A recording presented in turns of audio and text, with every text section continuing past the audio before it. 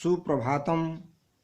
आप सभी छात्र छात्राओं का दिन मंगलमय हो, इस शुभ कामना के साथ मैं जय किशोर सिंह राम लक्ष्मण परशुराम संवाद शीर्षक कविता के छठे भाग के साथ आपके बीच उपस्थित हूँ।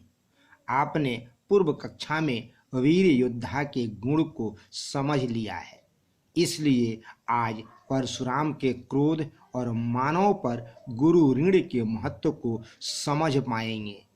इस भाग का प्रारंभ कुमार लखन के वचन से होता है। तुम तो कालू हाथ जनु लावा, बार बार मोहि लागी बोलावा। कुमार लखन मुनि परशुराम से कहते हैं, हे मुनिवर, मुझे ऐसा लगता है कि आप बार बार मेरे लिए ही काल को अर्थात मृत्यु के देवता को आमंत्रित कर रहे हैं। सुनत लखन के वचन कठोरा, परशु सुधारी धरहूं कर घोरा। कुमार लखन के कठोर वचन को सुनकर मुनि परशुराम अपने फरसे को, अपने कुठार को सुधार लिए, ठीक कर लिए, खड़ा कर लिए और कहे, अब जन देई दोषु मोहि लोगु, कटु बादी बालकु बध जोगी। मुनि परशुराम कहते हैं कि इस सभा के लोग अब मुझे दोष नहीं देंगे, क्योंकि कटु बोलने वाला, कठोर बोलने वाला यह बालक वध के योग्य हो गया है। बाल बिलो की बहुत मैं बाँचा, अब एहू मरनिहार बा साँचा। मैंने इसे अब तक एक बालक समझकर, बालक जानकर माफ किया है, बचाया है, छोड़ा है, किंतु अब यह मरने योग्य हो गया है, वध के योग्य हो गया है। कौशिक कहा क्षमिया अपराधु, बाल दोष गुण गनहीन साधु। मुनि परशुराम के कठोर वचन को, उनके क्रोध को जानकर मुनि विश्वामित्र ने कहा, हे मुनिवर, आप इसके अपराध को क्षमा कर दीजिए, क्योंकि आपके जैसे सज्जन को बालकों के गुण और दोष पर ध्यान नहीं देना चाहिए। खर कुठार में अकरूं कोई, आगे अपराधी गुरुद्रोही।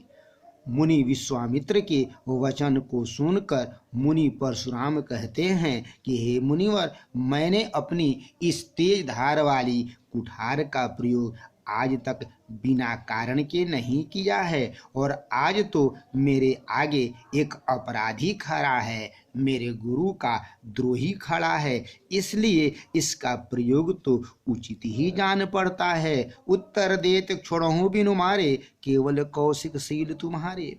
हे कौशिक, हे विश्वामित्र, मैं अब तक इसका वध कर दिया होता, किंतु आपके शील को, आपके आचरण को देखकर मैं इसके उत्तर को सुनकर भी अब तक इसे छोड़ा हूँ, इसे बचाया हूँ।